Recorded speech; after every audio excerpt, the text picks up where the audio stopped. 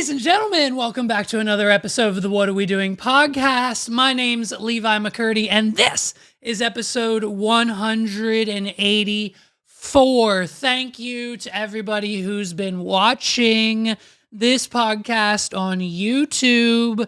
2 weeks ago, we hit them triple dig, and this last week on our most recent episode, you guys knocked that shit out of the park. Upwards of 1,500 views. What are we doing? And you know, the Carl Beaversons of the world will be like, oh, look out, 1,500 views over here. But for us, it's a big deal, and we appreciate the love, the support, and the accomplishments along the way, okay? We never claimed to be Joe Rogan, even though seemingly recently, we've been a little bit better than him. What are we doing? But thank you. The channel's been popping off, okay? We're getting numbers, we're growing, we're back on a positive train. Our clips are good, our reels are good, everything is where it should be. The stars are aligning on the YouTube channel. So thank you for watching there. And if you haven't done so already on this video yet, hit the like button and hit the subscribe button. Whatever color it is this week, it's probably white, it might be, whatever color it is, just click it, make sure it says subscribed with a D on the end, okay? You need to see the D in order to get down with me. You know what I mean? And so it's at this point in time where if you haven't done so already, like the video, like it again, like it as many times as you can. Like it, unlike it, and then make sure you end on a like. I don't know if that helps, but do it anyways and like the video, share it with your friends, post it on Twitter. What are we doing? And so this week, just another personal life update. Lumos, we almost lost him. We almost lost Lumos this week. Now, we thought the worst. We thought, what could have possibly led this? We're ruling out an unaliving of himself, okay? We thought maybe Lumos was just done with it all. We thought Lumos read one too many headlines this week, and we thought, Jesus, Lumos can't handle the stress anymore. He's just going to take himself out the good old-fashioned way. And so we got to him just in the nick of time. Lumos gave himself a black eye. What are we doing? Now, naturally, looking at this photo of Lumos when his eye was at his worst, you would think, oh my God, Levi, he probably got stung by a bee or an ant or bit by a spider or a bug, because that's what every single Google search mother-in-law will tell you. Holy shit, you should take him to the emergency vet, Levi, because it's after 5 p.m. and there's no way, chance in hell, a regular vet's getting us in today at 5 p.m. And so an emergency vet visit should have been on the docket, but that's when I stepped up and said, hey, no way, we're not going. What are we doing? Because that's going to cost me 500, 600, whatever, however many hundreds in the upwards of $1,000 it's going to cost to take the damn dog to the emergency vet. So we figured it probably, it wasn't a bee sting because he was downstairs with us and he was having a great time with a non-puffy eye. Then he got a little rambunctious like he does with the boy. And sometimes when that happens, we have to put the dog in his crate. And so when he goes in his crate, at other times, he sometimes gets a little worked up. Never to the point of giving himself a black eye, but this time he either poked himself in the eye with something on the crate, or he pushed his face up, or he did. The dog inflicted damage on himself because he needed so desperately to be downstairs playing. We were throwing a ball back and forth with the boy in the house, and the dog thought he wanted to play like he always, it's fine. We always put him in his crate for playtime because he gets a little too rambunctious with the child, and so it's fine. It's a routine we have every night, but this night, Lumos decided to take it to the extreme. He was done. He said, if you're not going to let me play, then I'm just going to have to unalive myself. So he slammed his face into the crate as hard as he could to the point where he now had a big puffy black eye. We gave him a couple bennies. All right, we popped him 1 or 2 Benadryl and a cheese stick. He chewed them. He fell asleep. He woke up the next morning. The dog was fine. Thank God I didn't go to the damn emergency vet, dude. On recommendation, by the way, by my mother, and on recommendation, by the way, by Meg's mother, they said, oh my God, his eye, you gotta take him. You gotta take him to the emergency vet, Levi. You've got to get it checked out right now, no matter what the cost. The dog could die. What are we doing? That's what they both said. And thank God I trusted my gut. I let him sleep it off. He popped a Benny and he's out. He's good.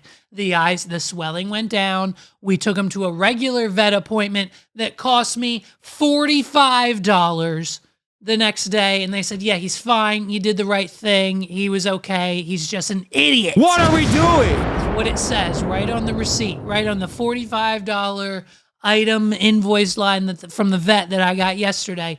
Said, because he's an idiot, $45 paid is what, and he's lucky. He's lucky because now that he didn't successfully do it, he's lucky I don't kill him. You know what I mean? So Lou Bug, he's fine. He's resting right now, probably somewhere in the house. He's not supposed to be. And, it's fine. But have you ever heard of a dog giving themselves a black eye within there? It's a once in a lifetime rarity of a situation that could only happen with my dumbass Frenchie. What are we doing? Listen, guys, is Justin Bieber okay? How's the Biebs doing? Because I feel like I keep seeing these clips of him on live or something. It doesn't look like, what's going on here?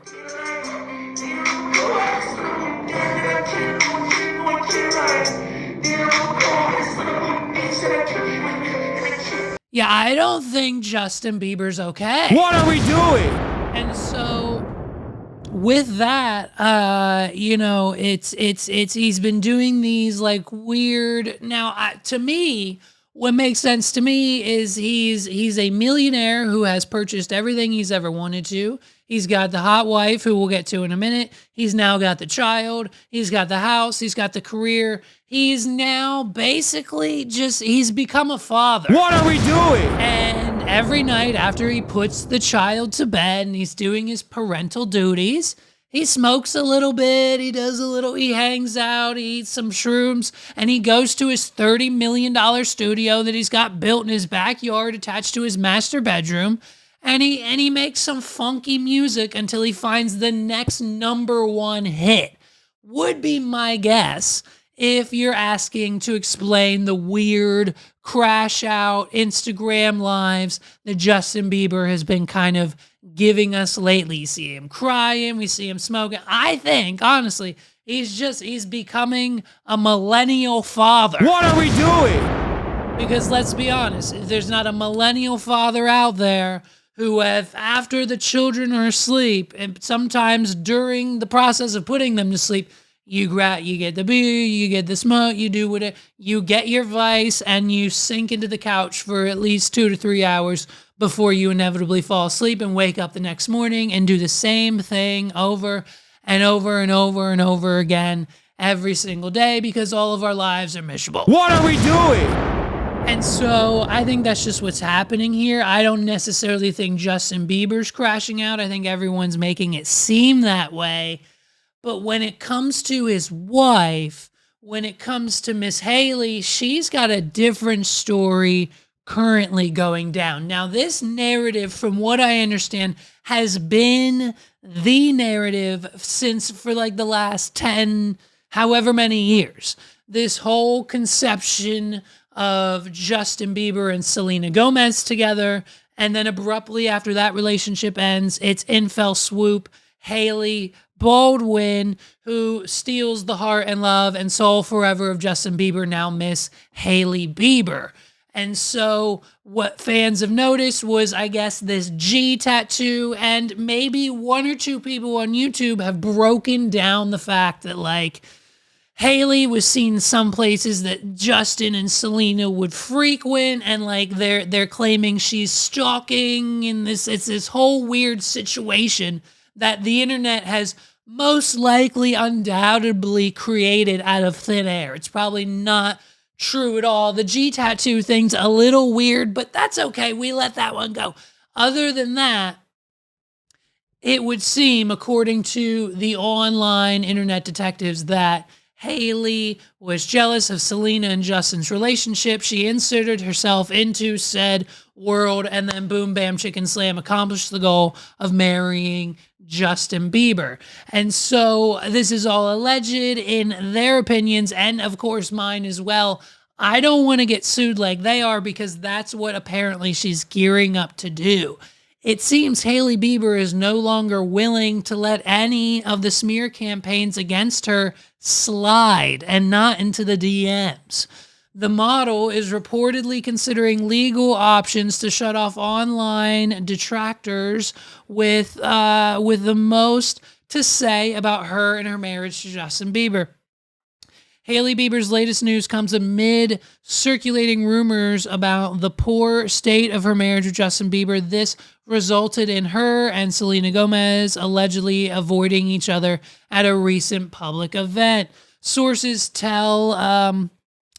reveal that a recent wave of allegations paints her as a bully and stalker, including a TikTok video claiming she liked a negative post about Selena's fiance, Benny Blanco, on Instagram, high school drama, etc., etc. So because Hailey Bieber may or may not have liked a post or accidentally unfollowed Justin, their marriage must be on the rocks, and it's all just a big swirl of a rumor, right? What are we doing? So she's trying to get all that shut down. But at the same time, you also have, I believe it's in the news circuit to directly combat the whole Selena Gomez, Benny Blanco viral moment. Okay, this moment that they're having because they're these two musical creators just like JB, and they're trying to release this joint album together. And so they're doing all the press and the interviews and the hot ones. And it's just it's this situation where we're still not all on board with Benny. We kind of like it. We kind of don't. He's kind of weird. It's kind of this thing, but he's also a very fascinating person. It's all over the spectrum with Benny, which I think is exactly where he falls in life, personally, mentally, and physically. What are we doing? And so at the end of the day, I think it's this situation where I'm pretty sure we're definitely getting new music from Justin Bieber. Whether it's about the kids or the marriage, or there's innuendos and hidden messages for Selena. But what we have gathered here at the What Are We Doing podcast, I mean, you guys would not believe. We have, listen to this, this is an exclusive. You're not going to see this on Tucker Carlson, Joe Rogan. You're not going to see this on Spill Tea Sesh. You're not going to see this on Trisha Paytas' podcast, because this is a What Are We Doing exclusive. We have unreleased audio sent to us directly from Justin Bieber's team. We have unreleased audio of new music from Justin Bieber, 3 tracks. We're the only ones who have this. You heard it here first. These are unreleased tracks from Justin Bieber. Take a listen. This one's about Benny Blanco. Believe me, if I was with Selena, I would still be treating her better than you, Benny. He's singing from the heart, bro. I love Hailey. But if I was with Selena, I would still be treating her better than you, Benny Blanco, saw you on that TikTok, saw you on that Insta, thought we all had moved on. Benny Blanco, seeing all your videos, kinda hurts me down low, cause Benny, you gotta believe me. I love it. Yeah, I love the new Bieber vibe. What are we doing? I love it. So that was track 1. Okay, that was just one of the unreleased tracks from Justin Bieber's new project that we have gotten. We have an exclusive source, okay? They're deep within the realm of the Biebers.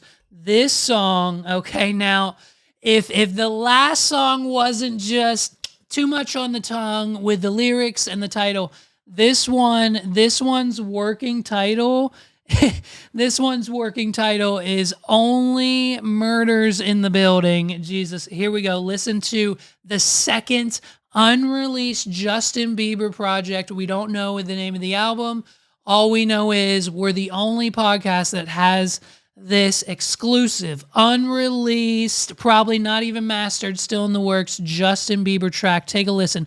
Only Murders in the Building. Ready? Only murder in the building. Woo. It's gonna happen. Here we go. Your relationship, yeah. Steve Martin ain't gonna save you. Neither is Martin Short, cause he's Canadian, yeah. And they're both on my side. They wish we was alright. They wish we had the time to relive the past. The only murder in the building that's gonna happen is your relationship, yeah. Oh! You was rating your wine, kept it in your bowl on the Disney Channel. Bars. I was selling out Madison Square Garden, just trying to get a handle. On the world, on you, girl, just trying to treat you right. Trying to give you everything in life. Trying to give you everything alright, yeah. Then you walked out the door on me. I love it. I left you a billion voice messages, baby. We had one more night together before my wedding. I mean, and then you went off and ran off with Benny. Oh, Benny. Another drop. The only murder in the building. Hey, that's gonna happen. Is your relationship, yeah. Get it. Steve Martin ain't gonna save you. Neither is Martin. Another banger, bro. Another banger. What are we doing? Another Justin Bieber banger, okay? And then we've got, do we have one more? Did they send us a third? Did they send us a third one? Let me just double check here. I think we might have a, do we have a third? Maybe. Where might it be? I thought we had another one. Wait a sec. What does he have that I don't have? Is it the muscles to get Alex Russo?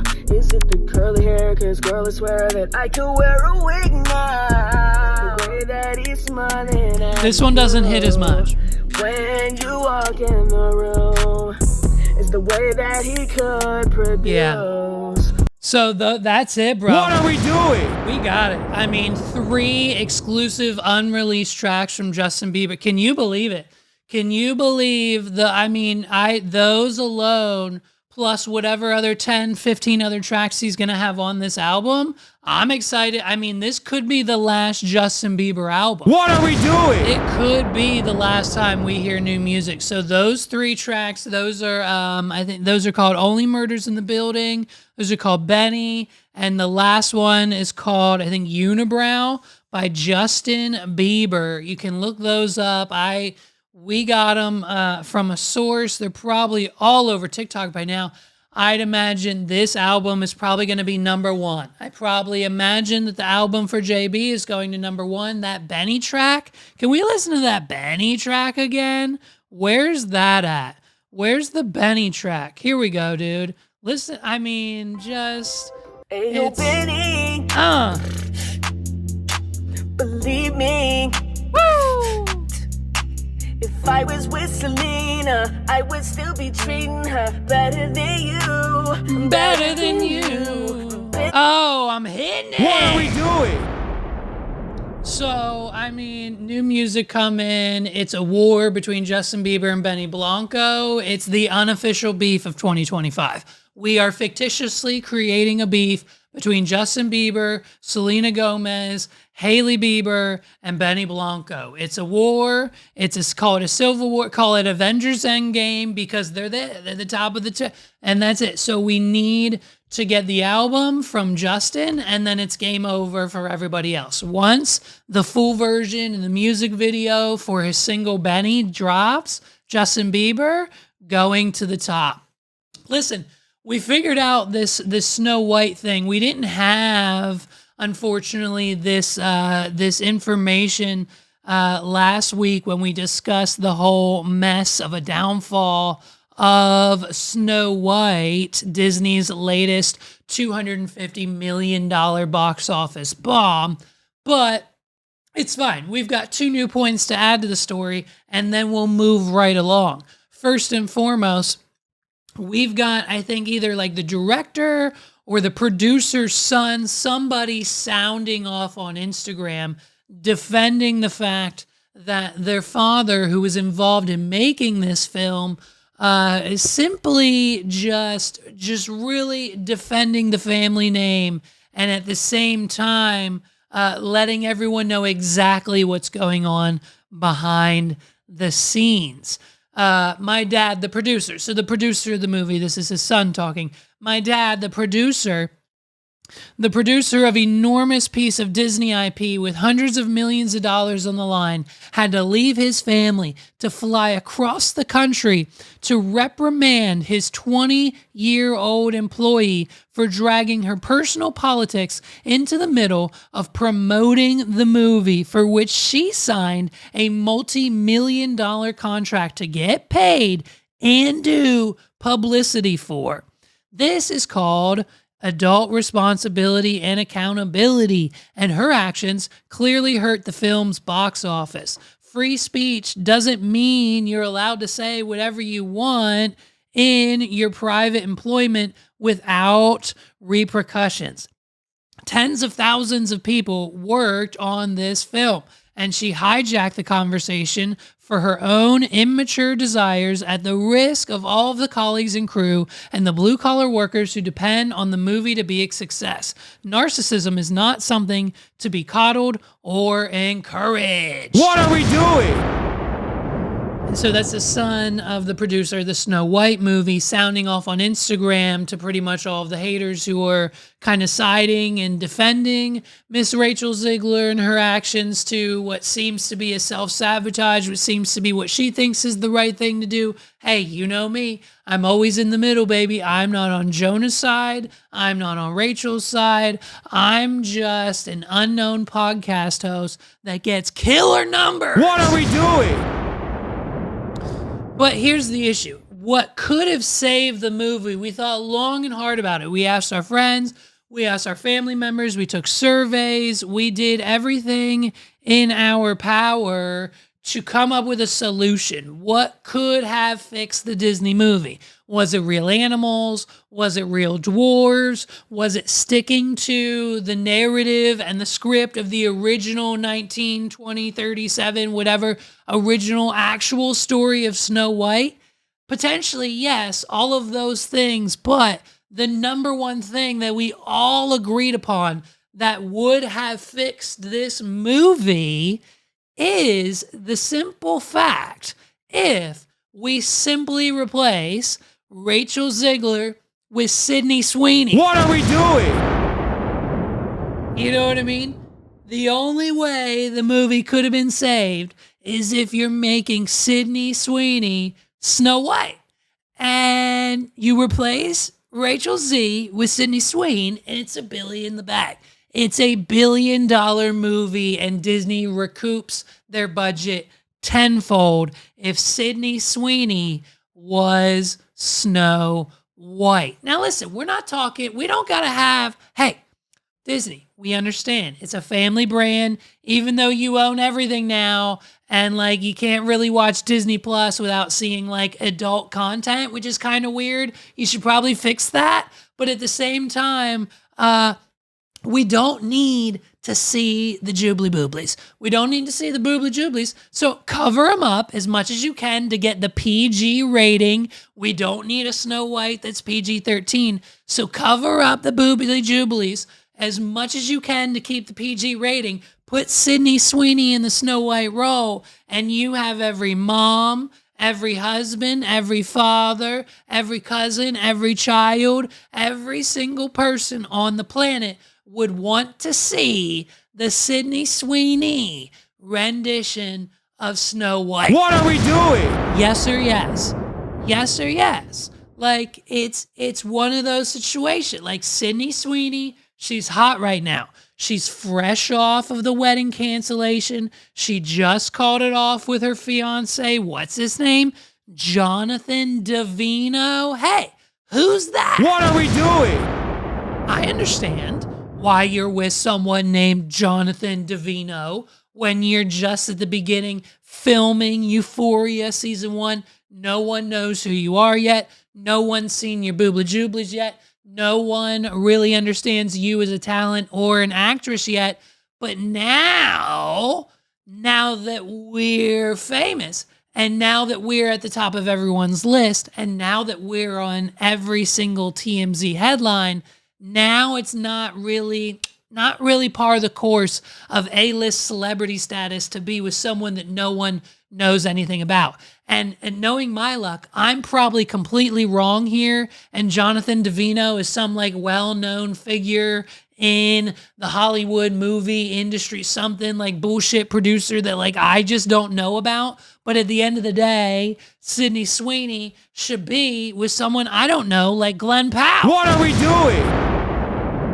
And that's like the rumors, right? That's the swirled rumors circulating that the reason she called off the wedding to Mr. Jonathan is because of the alleged affair with Mr. Glenn Powell due to the online romance and chemistry they had filming that one movie that no one really watched, I think, on Netflix anyway. What are we doing?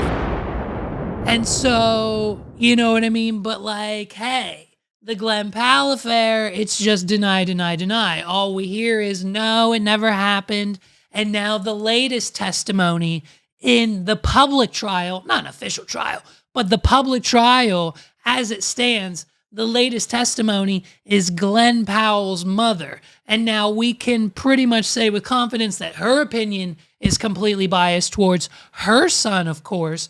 But in her own words, and I quote, the whole Glenn and Sydney Sweeney affair, A, never happened, B, never would. They're just friends. And Glenn, he's just a really, really nice guy. What are we doing?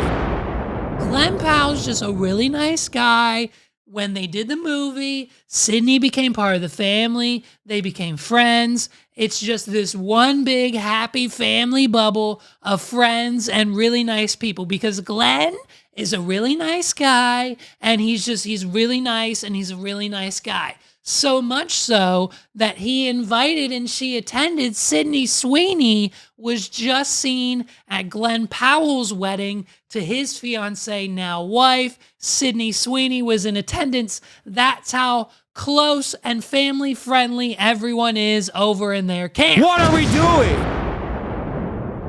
So basically, they're in real life living the Netflix movie that they filmed that I don't know the name of, that everyone allegedly saw. Maybe nobody saw it. Either everyone saw it or nobody saw it. I didn't see it. I don't know.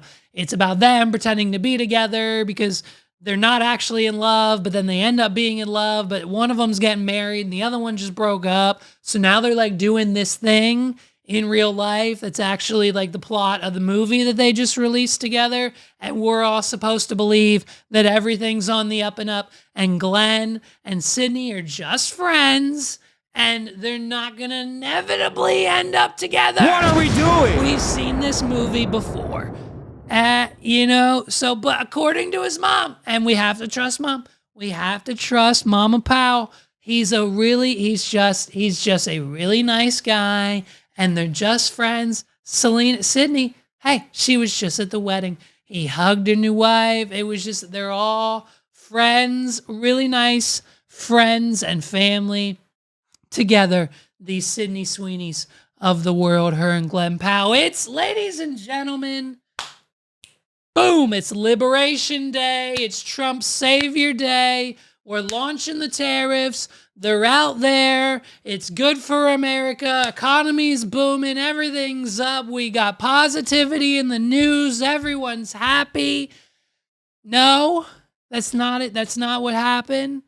Breaking news, because of Donald Trump's tariffs, the Nintendo Switch 2 pre-orders are now delayed. What are we doing?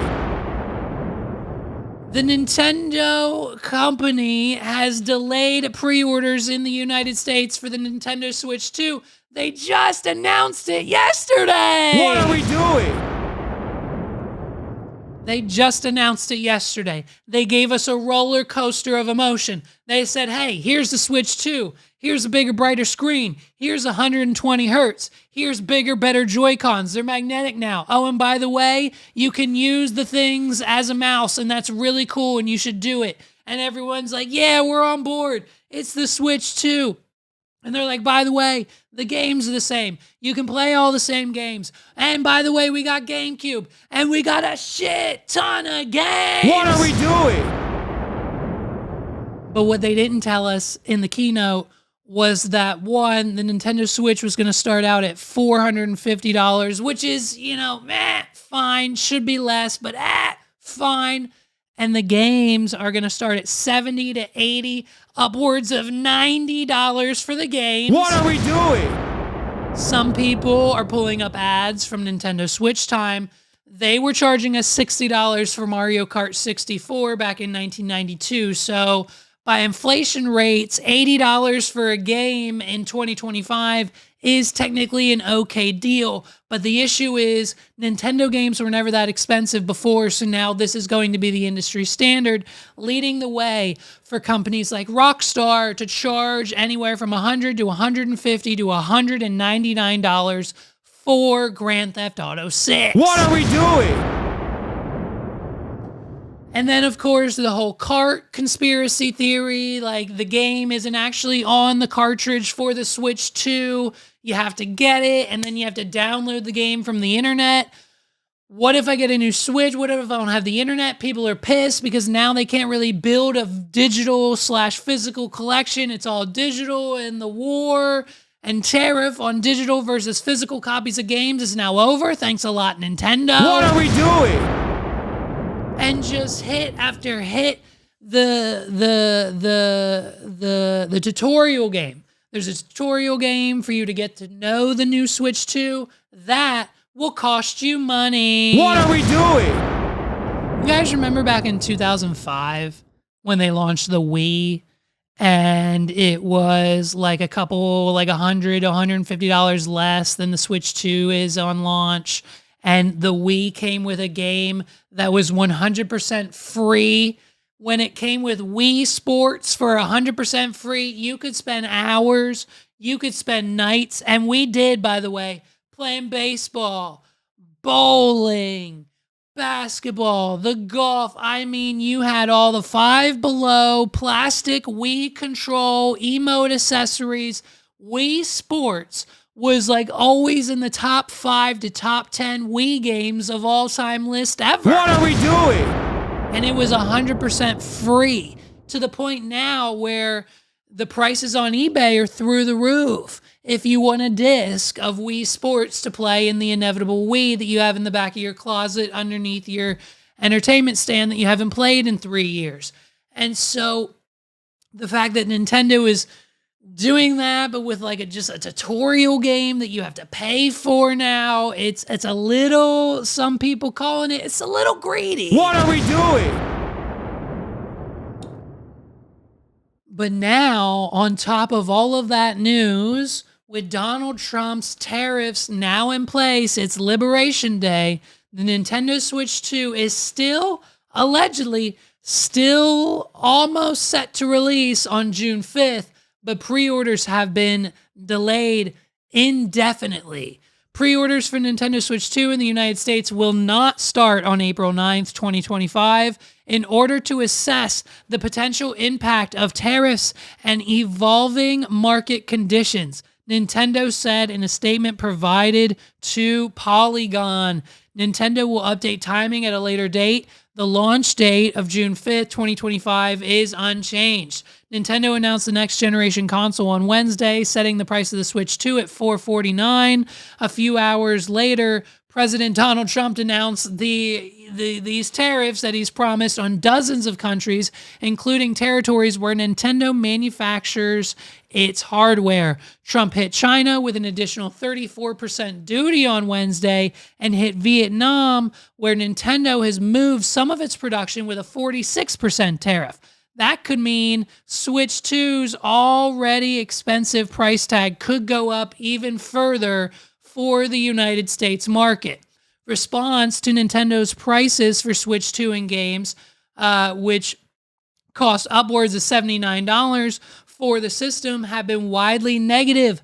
During live stream broadcasts by Nintendo on Thursday and Friday, viewers unreliably spammed one request to the company: drop the price. But with Trump escalating a trade war with double-digit tariffs on imported goods, it seems unlikely that customers in the U.S. will see a price drop. What are we doing?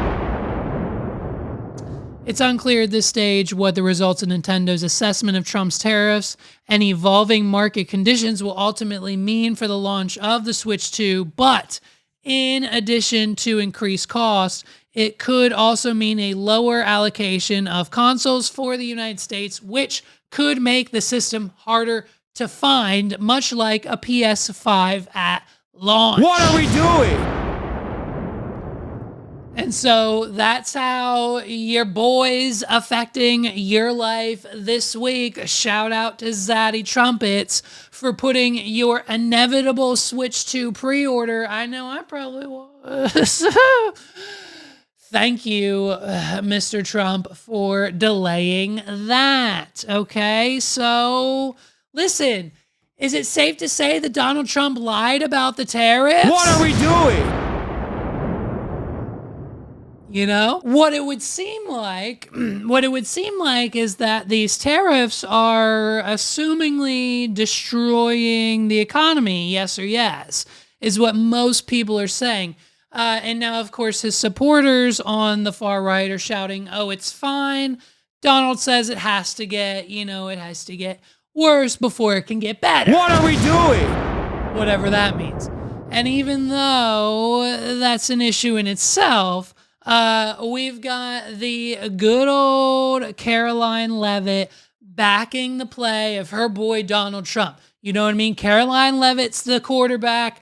Donald Trump, J.D. Vance, they're receiving it out there with Kelsey and all the other people who are really good at catching the ball in the NFL. I don't know anyone else's names. Donald Trump's Travis Kelsey. Caroline Levitt is Patrick Mahomes. Did I get that right? Yeah. What are we doing? And she's on it. She's just letting us know that everything's going to be okay, right? Just tell the American people, though, how long their wallets are going to feel this before things get better. Yesterday was a great day for our country, and President Trump delivered on a campaign promise that he made to the 80 million American voters who elected him to this highest office, a promise that many presidents before him for decades refused to deliver upon. As for prices and what the American public can expect, they can expect price stability. They can expect to buy American. It's the patriotic thing to do. And most importantly, they can expect their wages to go up. We know that in President Trump's first term, wages went up by $6,500 per person. This won't be painful at all for American people and consumers, Caroline? No, there's not going to be any pain for American-owned companies and American workers because their jobs are going to come back home. And again, as for prices, President Trump is working on tax cuts to put more money back into the pockets of Americans. Well, then everything should be just fine. What are we doing? According to Miss Caroline, everything's going to be fine, right? Right?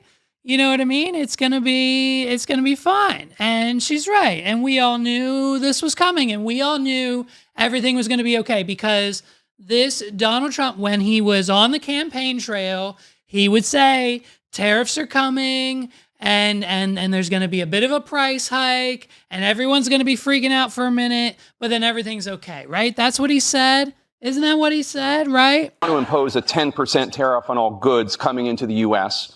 How will you ensure that that doesn't drive prices even higher? It's not going to drive them higher. Do you believe Americans can afford higher prices because of tariffs? They're not going to have higher prices. Okay, What great. are we doing? Well, then if that's the case, then that should be it. That should be it. There's no higher prices on the tariffs, and Trump, there wasn't any confusion or lies or anything else about it at all. So, it's fine. He wasn't, he was half honest. He was kind of honest, but I think are the prices higher? Because you know what I mean? The word groceries is really an ancient word for me, and I haven't even thought about the word groceries for the last 9 months, and I just can't really, are the prices high at the grocery store? Let me know. You know what I mean? He campaigned on groceries, but millions of families are now bracing for higher prices. Tonight, what we found at the grocery store, the appliance store, and at the auto lot. Matt Gupman on how this could affect so many of you at home. Tonight, Americans are bracing after voters made it clear in November inflation and high prices were the top issue. Now, they're fearful prices are going to get worse, not better, on everything from cars to clothes, electronics to groceries. And like millions of Americans, Susan Linder is retired and on a fixed income. We're terrified, really. And it makes no sense. I mean, look at the stock market today. It makes no sense that these tariffs have gone into effect. Wow. Those tariffs will mean higher costs at the supermarket on produce not grown here and on coffee, chocolate, and other items. Right. Something else to look out for, seafood. The USDA says 80% of seafood consumed in the U.S. comes from high tariff countries, places like Vietnam, Indonesia, India, Canada, Chile. So that could rise. Tonight, analysts say these new tariffs could cost an average American family of 4 up to $7,200 extra a year. Okay. It was just 24 hours ago, the president acknowledging he campaigned by talking about groceries. That's right. It's such an old-fashioned term, but a beautiful term, groceries. It sort of says a bag with different Old-fashioned things and beautiful, in it. isn't it? Groceries went through the roof, and I When's the last time you heard of groceries? For this father of three, it's not old-fashioned. It's a real concern. The price is set to go higher. We're going to start feeling the pinch pretty soon, right? We're feeling it now, I go in there, I see the prices. I try to act like they don't exist, and I just try to work harder. Almost every industry feeling the pinch. This appliance store in Norwood, Massachusetts hopes to absorb some of the costs. If there are increases in price, they'll see if the manufacturer can absorb some of them too. Really just to keep the cost down for the consumer. And this Toyota dealership in Palm Beach, Florida, is trying to hold out too. They would be able to sustain a period of time, with these without really passing it along to consumers. But at David Dion's furniture store in L.A., it's almost as if his entire campaign was like kind of a lie. What are we doing? Like his entire campaign, he was talking about how shitty electric vehicles were. Now he's selling Teslas. And you know what I mean? Hey, prices are coming down. But by the way, tariffs, the market's going to crash and everything, all of the prices are going to go up. And now I know I'm going to have some F-boy in the comments say, well, this is how tariffs work. And you're just a dumb podcaster who shouldn't have a microphone. And so the tariffs, you don't really know how the tariffs work. And blah, blah, blah. Oh, okay, well, why don't you tell me? Why don't you tell me how it makes sense? Because to me, it doesn't. So, of course, the other day, Trump, he hit all these different countries with tariffs, like China, India, Taiwan, South Korea, Europe, all the countries you thought you knew that you've ever heard of, that you learned in the 4th grade, we're tariffing them 20%, 30%, 40%. Every single country's made the list. All the countries. Even the ones located on remote islands that no one's ever heard of, like the Heard and McDonald's Islands off of Antarctica. 10% for you, bitches. What are we doing? That damn McDonald Island. If there's a McDonald's on the island, we're charging him a 10% tariff because they're not getting any of their McDonald's supplies from any other country than the United States. I'm sorry. That's it. If there's a McDonald's on the island, they get a effing tariff. Except for the fact that it's just called McDonald Island, and the only person that lives there is actually no one. No one actually lives there. The island is just inhabited by these precious, teeny tiny baby, adorable, I want to pet one penguins. What are we doing? So Donald Trump's officially declared war on the penguins. I mean, he's like, bro, you penguins aren't giving us enough money. So now that there's a 10% increase on all imports and exports, the penguins aren't too thrilled about it, as you can imagine. Much like the American citizens, the citizens of McDonald Island aren't too happy either. What are we doing?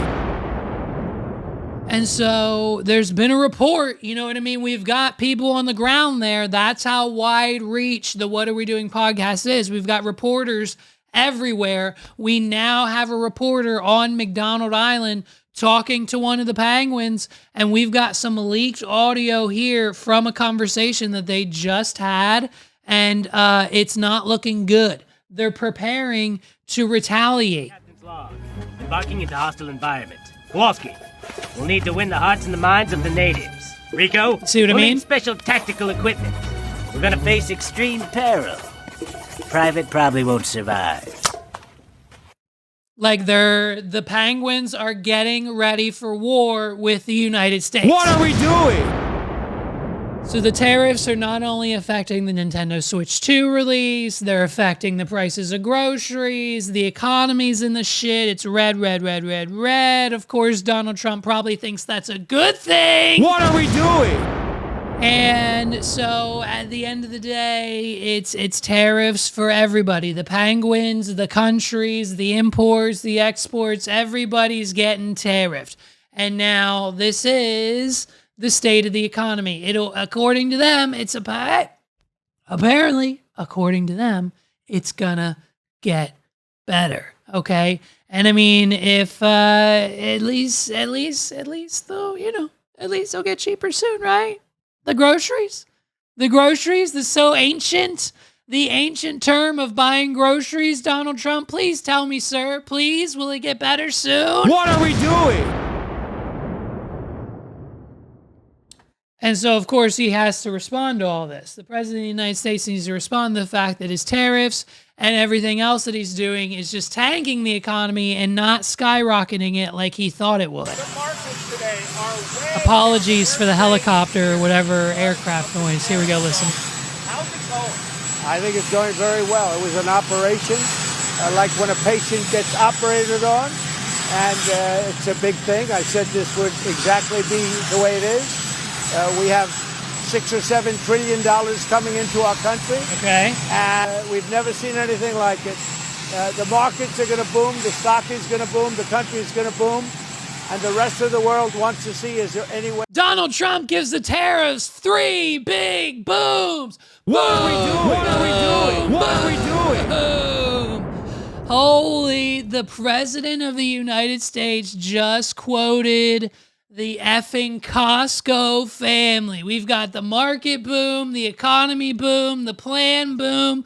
Donald Trump gave his release of the tariffs on the 2025 economic war that we're seeing. What do they call it? A tariff war? What's it called? It's like, you know what I mean? Wall Street had its worst day since the height of the COVID crash after Donald Trump's tariffs sparked fears of the United States in a global recession. Ask about the tumbling stocks on Thursday as he boarded Air Force One to attend a golf dinner in Miami. Shout out to Zaddy Trumpets! What are we doing? As the Dow Jones was down 1,400 points, Trump said, I think it's doing very well. It's going very well for me. I really like it. I'm headed to dinner right now. What are we doing? So, Donald Trump giving his own tariffs, 3 big booms is hilarious. And if you have been living under a rock, pay attention to the grocery store prices next time you go. I don't know. I don't know what I'm talking about when it comes to politics, clearly. So take it for a grain of salt. But it seems like things aren't going so well for your neighbor. What are we doing? Ladies and gentlemen, this episode of the What Are We Doing podcast is brought to you by our friends at Blue Chew. You're going to want to go to onepod.com/blue. It's WAWDPOD.com/blue, BLUE. And what better than $20 off your first order? I'm talking we've upgraded you to $25 off. What are we doing? You're getting $25 off your first order. You're just paying $5 for shipping. Your first month is free. It's Blue Chew. They have the same active ingredients as Viagra and Cialis. No matter what issues you have in the bedroom, whether you need help getting it up, whether you need help keeping it hard, whether you need help revving the engine for a second time, or just a little bit of all the combos, they've got a pack for you. Hey man, I'm not talking about I need the max combo deal, but you might. So go to wadpod.com/blue, get your first order, $25 off, basically for free, pay $5 shipping on the Wad Pod. What does Blue Chew do? It enhances your sexual performance. Synfidel stays active for 4 to 6 hours and can take effects in little as 30 minutes. It improves blood flow. It relaxes the blood vessels, causing an increased blood flow to your area when aroused. It's fruit punch flavored. So it's fruit punch flavored. So these little things are not only effective, but they're delicious. And you have better sex. At the end of the day, that's what it's about. If you want your partner to be happy with you and your performance, get to chewing with Blue Chew. WAWDPOD.com/blue. You get your first order for free. It's the usual deal, $5 then for shipping, and you're taken care of. I've got your Friday night covered.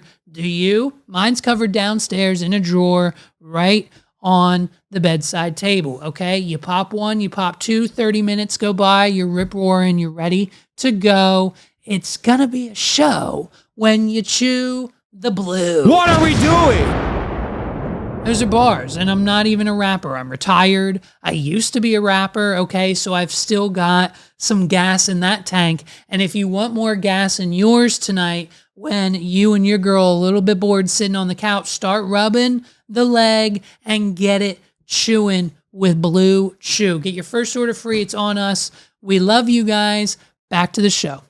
Listen, I don't know if you guys have seen this or not. We talked about it a few months back, okay? We talked about this new relaunch of Barney the Dinosaur. And I know here I am again as a grown-ass man talking about Barney the Dinosaur, but when he's as an important role of your childhood and being raised, you know what I mean? You've got to follow through. I'm now watching Power Rangers with my son, so we've come full circle. We watch a new episode of the Mighty Morphin Power Rangers every night before bed. That is not a joke. What are we doing? And so I have to keep up with what's going on when it comes to the series the children are watching today. And when we learned of last year the revival and relaunch of the all-new Barney show, we all had some concerns because Barney 2025 looks like this, okay? He's got this overly overt smile. He's got these big eyes. He's clearly on the Ozemps, and he just doesn't really look like the Barney we're all used to. What are we doing? Now, I don't know if when they created this new Barney series, because I haven't watched it yet, so I could be completely off here, but I'm going to assume that the creators of the new Barney show didn't incorporate the multiverse into the plot of the episode that they release each week. I'm going to assume that this new Barney is the Barney, and the old Barney is just this Barney but new, right? This Barney isn't some new alternate version of Barney, and out there in the multiverse still lives the old Barney, correct? Yes or yes? Are you sticking with me here? What are we doing? The two Barneys on the screen are of the same, they just updated him. The same way they updated Chuck E. Cheese to be skinny and on Ozempic now, they've updated the new Barney just like they updated Fat Pikachu to the skinny Pikachu. It's how they do it. The 90s characters were all a little chubbier, a little rounder, and when they get revamped for the 2000s, they become skinnier, Ozempic versions of them old selves. They look a little creepy and a little too skinny for comfort. You know what I mean? What are we doing? And so I don't think there's a multiverse situation going on here. We never see chubby Gen 1 Pikachu in the same room as skinny Gen 2 through current generations. We haven't seen chubby Pikachu ever since. And so it is what it is, except like, Gigantamax, but don't hit me with that bullshit like Gen 11 shit, okay? What are we doing? So, but what they're doing is they are promoting this new Barney show with the old Barney. And it's very confusing and I don't understand it. Take a look at the commercial. Because if you look right here at Exhibit A, we've got the new Barney commercial, him going to Walmart, getting the new Barney toy, but it's the old Barney getting the new Barney merch. And it's fucking with me just a little bit. Look. You know what I mean? Baby Bop is going to love this. And this Uno deck for BJ is stupendous. Old Barney. Super deep duper. He's getting all the new Barney shit. What you know are what we I mean? doing? Here's another one. Watch this. Look at all the new stuff. Which one do I choose? I know. Look at all the creepy new face Barney stuff.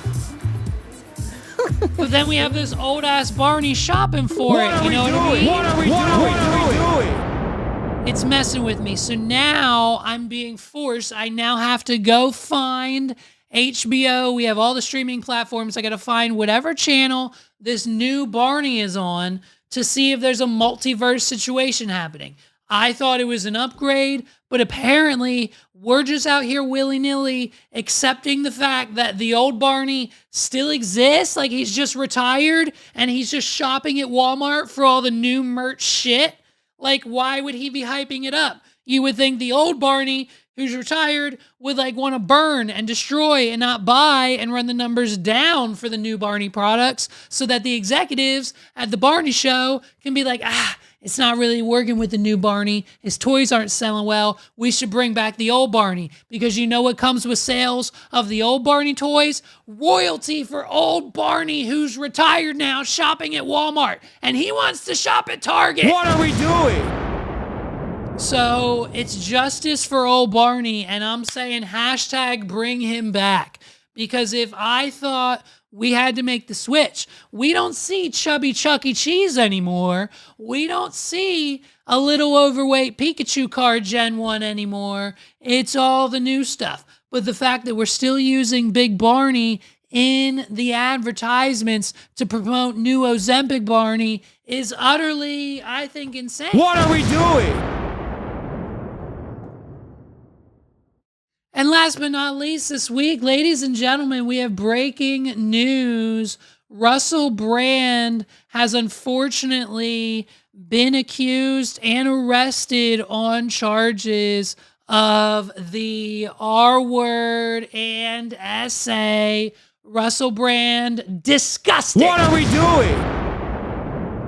And in a world where we have publications like The Onion, everyone knows The Onion. We've all been duped by Onion articles before. They're meant to look real. It's all satire. It's made up. It's fake news at its finest. It's literally the direct definition of fake news. No Onion article should be trusted.